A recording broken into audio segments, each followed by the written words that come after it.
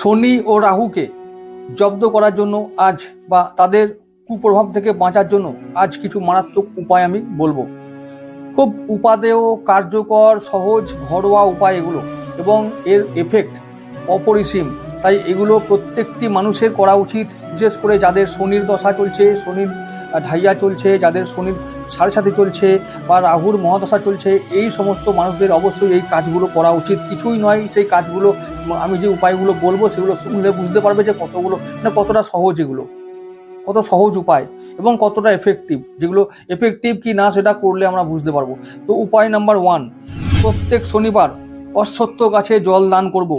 অল্প পরিমাণে কাঁচা দুধ আমরা অশ্বত্থ গাছে ঢালবো, অল্প পরিমাণ করে 7 বার ঢালবো। তারপর আমরা 7 বার ওই গাছকে, মানে অশ্বত্থ গাছকে আমরা পরিক্রমা করব। লাস্টে কি করব, আমরা অশ্বত্থ গাছকে আলিঙ্গন করব এবং আমাদের সমস্ত মনস্কামনা জানাবো। তারপর কি করব, আলিঙ্গন করার পর, মনস্কামনা জানাবার পর, ভগবান সূর্যদেব, ভগবান শিব এবং ওই অশ্বত্থ গাছ, এই তিনজনকেই আমরা স্মরণ করব এবং আমাদের প্রণাম করব। প্রণাম করার পরে আমরা যদি সম্ভব হয় তারপরে সেখানে প্রদীপ জ্বালাবো। প্রদীপ জ্বালিয়ে আমরা আবার প্রদীপটাকে আরতির মতন করব। আরতি করার পরে তারপর আমরা প্রদীপ ওখানে রেখে দিয়ে আমরা বাড়ি ফিরে চলে আসব। এই হলো আমাদের সব থেকে সোজা একটা উপায়, যেটা করলে আমরা শনি, রাহু, কেতু তিনটে গ্রহকে আমরা শান্ত করতে পারি।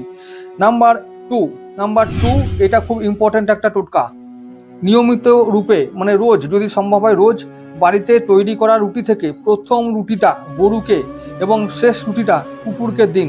এটা কি হবে, এতে মা লক্ষ্মী গৃহে বাস করবে সদা সর্বদা, সমস্ত অভাব দূর হবে।